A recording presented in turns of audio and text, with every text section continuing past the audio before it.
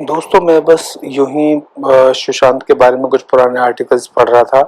तभी मेरी India today के एक आर्टिकल पर नज़र गई जिसमें लिखा हुआ था, हम सब ने पहले सुना भी था, कि मुंबई पुलिस के कुछ कॉप्स ने जो कि इन्वेस्टिगेशन कर रहे थे सुशांत के केस का, उन्होंने ये कहा कि सुशांत ने मरने से पहले अपने मोबाइल पर उन्होंने सर्च किया अपना नाम, अपने बारे में न्यूज़, पेनलेस डेथ, बाइपोलर, और उन्होंने सर्च किया दोस्तों स्किज़ोफ्रेनिया।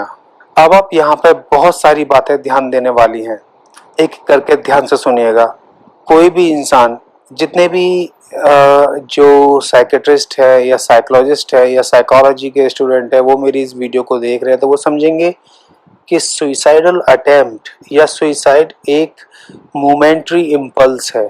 ऐसा नहीं है कि ये आता रहता है, ये घंटों तक बना रहेगा, आप घंटों तक प्रयास करते रहेंगे मरने का, ऐसा नहीं होता है। ये कुछ ही मिनटों के लिए इम्पल्स आता है, उस समय कॉन्फिडेंस आ गया इंसान में और सारी सामग्री यानी कि सारे इंग्रेडिएंट जो उसे सुसाइड के लिए चाहिए वो मिल गए, वो अवेलेबल है, तो वो सुसाइड कर लेता है। और ऐसे समय में इंसान जो भी आसपास चीज़ें होती है उन्हीं की तरह से सुसाइड करता है। अब नंबर एक बात जो कि पुलिस ने कहा कि उनकी गूगल हिस्ट्री से ये पता चला कि सुशांत ने ये सब सर्च किया 13 की रात को। आपको वो आर्टिकल इंडिया टुडे का मिलेगा, आप प्लीज़ पढ़िएगा, शायद अगस्त या सितंबर का वो आर्टिकल है और जो रिवाइज किया गया है। तो उन्होंने ये सर्च किया 13 की रात को, तो 13 की रात से ही वो अगर प्लान कर रहे थे मरने का, तो क्या वो 14 की सुबह तक, यानी कि नारियल पानी और जूस और ठंडा पानी पीने के बावजूद वो प्लान करते ही रहे और तब उन्होंने ये चीज़ चुनी जिस तरीके से हादसा हुआ। और अगर इस बात का क्या सबूत है कि उनके मोबाइल से कोई और इस चीज़ को सर्च नहीं कर सकता? आप ही मुझे बताइए, क्योंकि हम सब जानते हैं कि आजकल सबसे पहला इन्वेस्टिगेशन स्टार्ट होता है हमारे डिजिटल मीडिया से, यानी कि हमारे मोबाइल से या हमारे लैपटॉप से। हर कोई सबसे पहले यही सर्च करता है, और क्यों ना इसी में ही कुछ ऐसा सर्च करके रख दिया जाए कि जिससे कि सुसाइड की थ्योरी बहुत पुख्ता हो जाए। और इससे ज़्यादा स्ट्रॉन्ग तो सुसाइड की थ्योरी दोस्तों हो ही नहीं सकती थी कि उनके मोबाइल पर ही ऐसी चीज़ें सर्च कर ली जाए। ये एक प्रोबेबिलिटी है जो मैं आपको बता रहा हूँ। चलिए मान लीजिए सुशांत ने सर्च किया painless death, bipolar disorder, schizophrenia और अपने नाम, तो बड़े से बड़े सुपरस्टार से लेकर छोटे से छोटे टेलीविजन स्टार तक सबसे पहले सुबह उठ के अपना नाम जरूर चेक करते होंगे न्यूज में कि आज उनके बारे में क्या न्यूज छपी है। मान लिया हम एक बार को पुलिस की बात को सच मानते हैं, मान लिया, तो उन्होंने जो दोस्तों पेनलेस डेथ जब चुना, जब आप भी अगर कोई ऐसा सर्च करके देखेंगे तो आपको दो तीन रिसर्च आर्टिकल मिलेंगे सबसे पहले, और तीसरे चौथे नंबर पे आपको विकिपीडिया का पेज मिलेगा जिसमें से कि पेनलेस डेथ के बारे में लिखा गया है। और फिर उसमें तमाम बातें लिखी गई हैं कि किस क्या क्या तरीका अपनाते हैं, hanging, strangulation, poisoning, gun point, ये सारी बातें लिखी गई हैं। पर दोस्तों आपको ये जानकर हैरानी होगी, जब आप इसको अच्छी तरह से पढ़ेंगे तो आपको पता चलेगा कि हैंगिंग या सेल्फ स्ट्रेंगुलेशन एक स्लो और पेनफुल प्रोसेस है।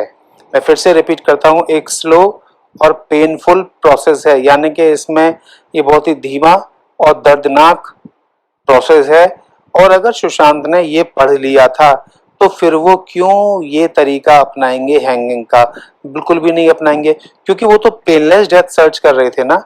पेनलेस डेथ सर्च करने का मतलब है कि दर्द से डर, जिसको दर्द से डर होगा उसके शरीर पर इतने चोटों के निशान कैसे आएंगे, उसके शरीर पर इतने निडल मार्क्स कैसे आएंगे? और दूसरी चीज जो दोस्तों जो विकिपीडिया पर आपको मिलेगी, आपको मिलेगा ड्रग ओवरडोज। चलिए मानते हैं कि उन्होंने अपने आप को ड्रग ओवरडोज किया, उन्होंने इंजेक्ट किया बहुत सारी, इसीलिए निडल मार्क्स आए। तो ऐसे किसी मार्क्स का ना तो पोस्टमार्टम रिपोर्ट में जिक्र है।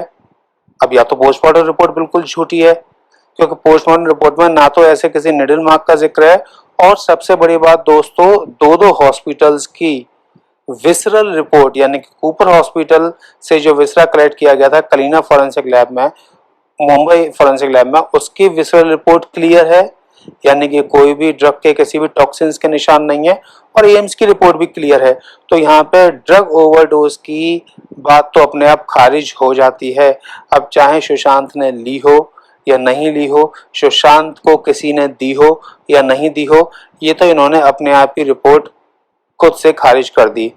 तो जो पेनलेस डेथ वाली बात है दोस्तों, वो भी खारिज हो जाती है, क्योंकि हैंगिंग एक पेनफुल प्रोसेस है जो कि सुशांत कभी भी नहीं अपनाते। अगर उसको ही अपनाना होता तो फिर वो पेनलेस डेथ सर्च ही नहीं करते।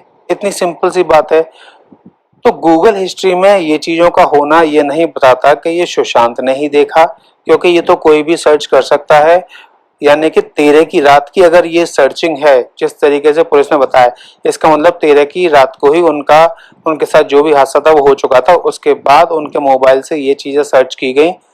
सबसे पहले सर्च किया गया सुशांत सिंह राजपूत न्यूज़, और इसके दो मायने हो सकते हैं ये क्यों सर्च किया गया। पहला मायना तो दोस्तों इसका यही है कि किसी को पता तो नहीं चल गया, यानी कि क्राइम सीन वो नहीं था, क्राइम सीन कहीं और था, तो किसी ने देखा तो नहीं, कहीं कोई रिपोर्ट तो नहीं आ गई, कहीं बाहर तो नहीं बात फैल गई। तो एक तो बात ये हो सकती है सुशांत सिंह राजपूत न्यूज़ डाल के ये चेक किया हो, या फिर खुद ही ये चेक किया हो कि सुशांत ने अपने बारे में कोई आर्टिकल पढ़े, इधर से उधर देखे, उसके बाद उन्होंने प्रोवोक होकर पेनलेस डेथ सर्च की, बाइपोलर डिसऑर्डर सर्च किया, स्किज़ोफ्रेनिया सर्च किया। अब पहले बाइपोलर डिसऑर्डर सर्च नहीं किया दोस्तों, पहले स्किज़ोफ्रेनिया सर्च नहीं किया, पहले पेनलेस डेथ सर्च की। और पेनलेस डेथ के बाद वो कंफर्म करना चाहते थे कि उन्हें बाइपोलर है या नहीं है, उन्हें स्किज़ोफ्रेनिया है या नहीं है। तो आपको इस बात में कितनी सच्चाई लगती है, प्लीज मुझे ये बताइएगा, क्योंकि ये बात बिल्कुल झूठी लगती है और इस बात पर सीबीआई को या अन्य पुलिस अधिकारी को बहुत ज्यादा सोचने की जरूरत है।